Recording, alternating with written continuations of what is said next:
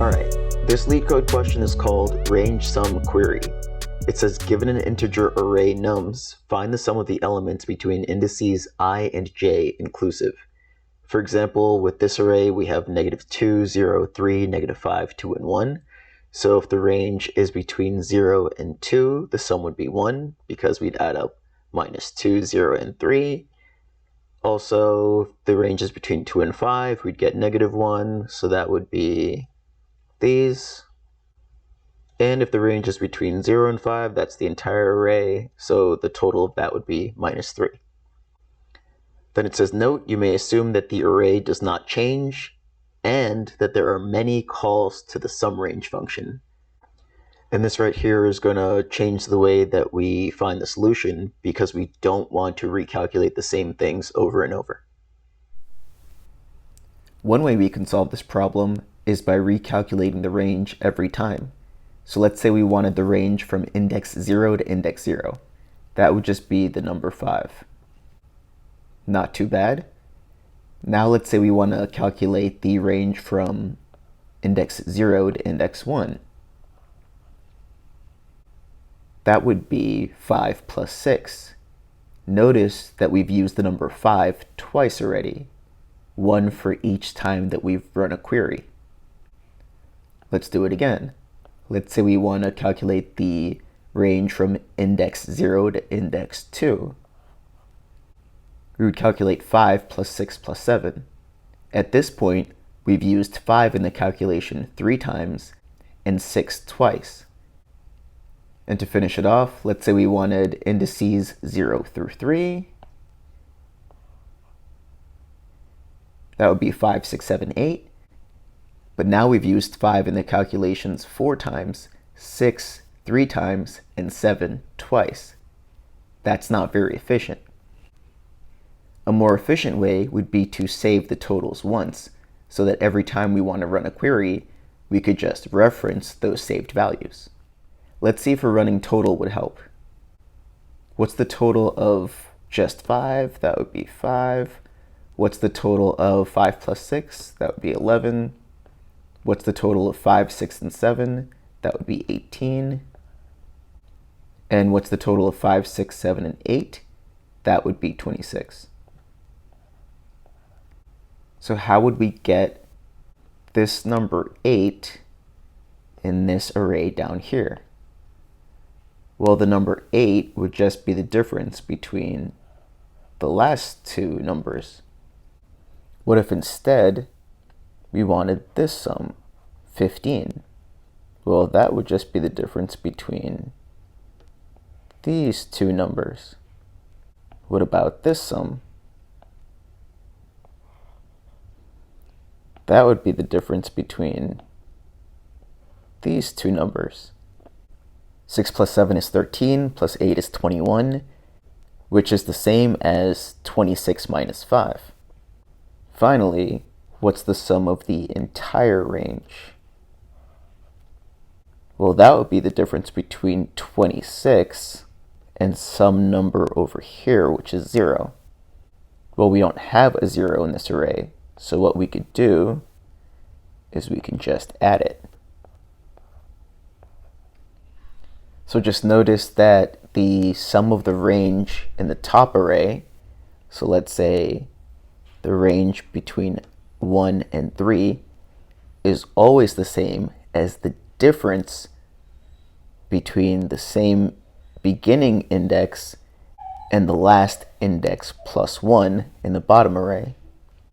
So 6 plus 7 plus 8 in the top array is the same as 26 minus 5 in the bottom array. So what we're doing is we're calculating this running total array only once, and we're using the difference of its indices to calculate the range sum for every query.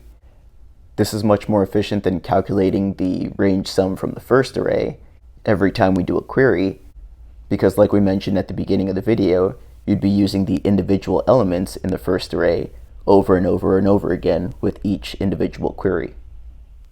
All right, let's get to the code. What LeetCode has given us is a constructor function called numArray, which accepts an array called nums. This is the array whose individual elements we're going to sum in order to get the range sum. Then, on line 13, we're adding our actual sumRange function. This is the function we're going to plug the starting and ending indices into in order to produce a range sum. All right, remember the first thing we're going to do is we're going to create a second array. We'll call it running total. So this dot running total equals a new array. And at the same time, we'll just make the first index equal to 0. That would look like this. All right, now we're going to populate running total with the running total of the array. So we'll say for let I equal 0, I is less than nums.length, I++. So a pretty standard for loop. And now we'll just populate it with the running total of the nums array, which would be this dot running total I plus 1, which would be here, equals nums I, which would be here, plus this dot running total I, which would be here. So at this point, we'd have the number 5. So all it's doing is calculating the current element by adding whichever element is right before it in the nums array, plus whichever number is right before it in its own array. So what's 6 plus 5? That's 11. What's 7 plus 11? That's 18. And what's 18 plus 8? That's 26. Okay, so now we've built up our entire running total array. Remember, this is only done one time. Now we'll skip down to the sumRange method. This method is called every time we want to sum a specific range. The way we do that is we say return this dot running total j plus 1 minus this dot running total of I. So as a quick example, the indices here are 0, 1, 2, 3, and the indices here are 0, 1, 2, 3, and 4. So if we want to sum the range from indices 0 through 2, we would subtract j plus 1. So j is 2 and I is 0. We would subtract j plus 1, which is whatever is in index 3, which is 18, minus whatever is in index I, which is 0. That would give us 18. What's 5 plus 6 plus 7? That's 18. All right, so let's run the code, see how we did. Looks good, let's submit.